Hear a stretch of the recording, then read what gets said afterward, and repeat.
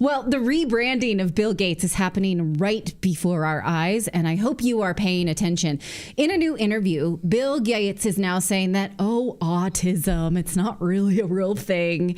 He believes that you should vaccinate pretty much everything, but autism, it's like mission creep, diagnostic creep.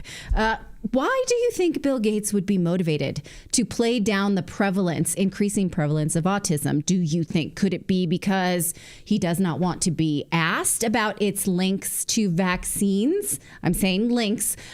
Do you think that it's because RFK Jr. is about to take power and show us some very uncomfortable data that he wants to pre-bunk? Do you think that? I'm just putting it out there. Okay. So also, and he accidentally spent some time with Epstein, which may be some kind of pre-bunking of like, well, I have autism. I didn't know that I couldn't touch girls. I'm autistic, so I didn't know that I shouldn't hang out with Jeffrey Epstein. Okay, so watch how they start this piece, the Wall Street Journal, with him downplaying autism as a diagnosis and putting in air quotes like, Clayton has anxiety, or he's hungry, or agoraphobic. Watch. It's this whole thing of Asperger's or on the spectrum is a fairly new thing. Used to be autism had a fairly narrow definition that was, clearly identifiable. But this idea that if you're slow socializing, I have a behavior where I rock that bothers people, but that's also common, so-called self-stimming type thing. So I realized, wow, there's a bit of a pattern match there. In his upcoming book, Source Code, Bill Gates reveals new details about his childhood, including the realization that were he a kid today, he would be diagnosed on the autism spectrum.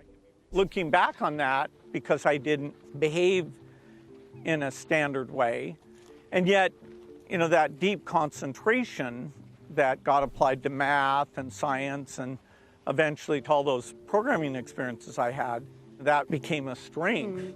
A strength that changed the world and made Gates among the richest and most influential leaders of our time. Okay, he didn't invent Windows, he shrink wrapped it. But okay, let's let that one go because the Wall Street Journal seems to be doing a huge public relations campaign for him. What he's saying here is that the definition of autism has expanded. Does that mean that kids who have it do not? Do you see what he's doing here? Could this be because we may eventually learn something when RFK Jr. shows us some real data about autism? Even the CDC reports that rates of autism, look at this chart, just since 2000 have skyrocketed. So when the media, though, tells you that the link between vaccines and autism is disproven, they're citing very flawed studies. This is the book you want to read about this. This book is hard to find. They have doppelganger books because they want you to read books other than this. But this is the one. It's called Turtles All the Way Down with a foreword by Mary Holland. I'm telling you, they don't give you the real story about vaccines, full stop. So given that, is it possible that this awkwardness and, social awkwardness is also pre-bunking a pass for his link to Epstein? The Wall Street Journal lets him explain this by setting him up with a leading question. Why were you with Epstein so often? After he was convicted of prostituting minors, she says, were you played? She gives him a set spike. Not even, can you explain this? Because many times the Bill and Melinda Gates Foundation has had to clarify lies that he told about his relationship with Epstein. She lets him off. She says, do you think you were played? Watch this. The Journal previously reported on Gates' ties to Jeffrey Epstein, including that Epstein threatened Gates over an affair he had. The two met a few times, Gates says, to discuss philanthropy. Do you think, looking back at that moment, that you were being played? Well, Jeffrey, thank you for that, for asking it that way. I was foolish to spend any time with him, and he sort of, got time with various people by spending time with other people. So yes, I think I was quite stupid. I thought it would help me with global health philanthropy. In fact, it failed to do that, and it was just a huge mistake. Has it made you more wary of connections? Definitely. Yeah. Are you kidding? Well, that's fine. So it's just a little now mistake. More choosy about your friends? Just a little mistake that you hung out with Epstein. Let's just clarify this for the peanut gallery. Epstein was convicted of trafficking minors, prostituting minors in 2008. We now know that Bill Gates spent a lot of time with him after that. So it's not just a lapse in judgment. This person was convicted of prosecuting minors and then, oops, I spent a lot of time with him. And that story continues to move. But the journalist is like, you should be more choosy about your friends, right? Because you were trapped, right? And he is like, yeah, thank you so much. This is revolting. Single Malt in the chat says it's revolting, and you're right. Sammy in our chat calls her a prostitute. Yeah, that's the modern press. These are all, again, when you're at the Wall Street Journal or you're at the New York Times or you're at the Washington Post, you are an extension of the Pentagon or the deep state. So you are just mouthpieces for the intelligence community when you work for these big publications. Yeah, this is not okay. This is not how journalism is. Like, oh, but your story changed a lot of times and he trafficked minors in prostitution. So that's weird, right? Nope. She's like, you should do better next time. You should not be seen with these people. You should keep it, right? Just like they let him admit he's been accused of murder and then they just leave it right there. This is fine. Watch. What do you make of RFK and vaccines and what he's saying about it and the position he's been given in this incoming administration? Well, he wrote a book saying that Tony Fauci and I kill millions of children and make billions of dollars with vaccines. And, people can judge for themselves whether that's correct or not. Ahead of Trump's election. Okay, let's stop it there. She doesn't follow up. He says they think that I made a lot of money on vaccines and children were harmed. No follow-up question. So she has on. No curiosity. So Clayton, let's play this out. Yeah, I met this person. They thought I murdered a bunch of kids. That's good. What should we have for dinner? Yeah, so how do you like living here in the desert? Seems like you really get out and get to stretch your legs a lot. Are there bodies out here? Why are we here again? You created Windows, and that must be amazing. Can you tell me more about Windows? Yeah. And how about Clippy? Questions. How about Clippy? Can you tell me more about Clippy? Don't you think she should follow up on that? People they say that I made a ton of money and that children were harmed by some of my vaccine programs. Cool. Moving on.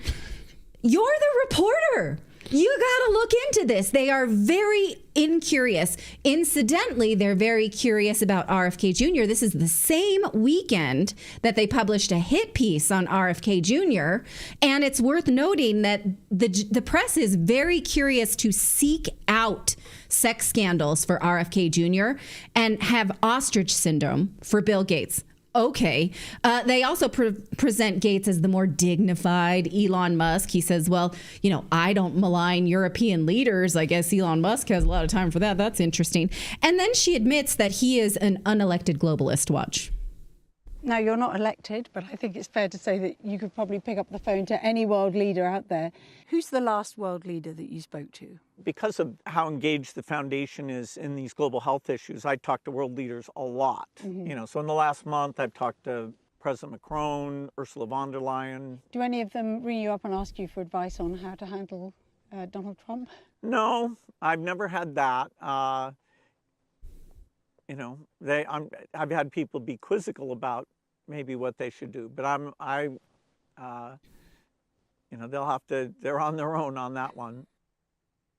Why would he be an expert on how to handle Donald Trump as if he's handleable? That's what I was thinking. Yeah, like he's really got him in the corner, like painted him in a corner. Also, I'm pretty sure that whatever he is discussing with Macron and von der Leyen, I'm against. Who asked him to do this? He's not a doctor. Why do these people defer to him on global health? And he's unelected. Which she's like, you're not elected, but you have all this influence. So tell me how you wield it. As if that's okay, but they take the piss out of Elon Musk for having influence. They're fine with one, but not the other. Why? And then finally, he said he had a 3-hour conversation with President Trump. They're both super excited. He says Trump was so amenable to my ideas about curing AIDS since Trump was able to fast track the COVID vaccine. He says that this is really important because there is a strong chance of another pandemic coming in in the next 4 years, and we're not ready for it because we're too busy figuring out what we did wrong. Looking backwards, we're like basically going to turn into a pillar of salt because we're relitigating the COVID pandemic. Watch. Mm-hmm. You mentioned a number of scary prospects. So What keeps you awake at night? The chance of a natural pandemic in the next 4 years is, somewhere between 10 and 15%. And, it'd be nice to think we're actually more ready for that than we were last time, but so far we're not. you really think we're not? No, we're absolutely not. Why not? People, rather than having a consensus about, what tools are missing, are mostly still replaying the various mistakes that were made. So, I wouldn't say that we're as far along as you'd expect after trillions of dollars and millions of lives have been lost. All right. So we're too busy going over our mistakes from the past pandemic. So we're not going to be ready for the next one, he says. So let me know what you think of this absolute wet kiss from the Wall Street Journal. Lack of journalistic integrity, no journalistic curiosity. I agree with many in the chat that this is infuriating. Why do they allow it? Why does his influence and philanthropy give him this pass for the media? Why, Clayton? Why?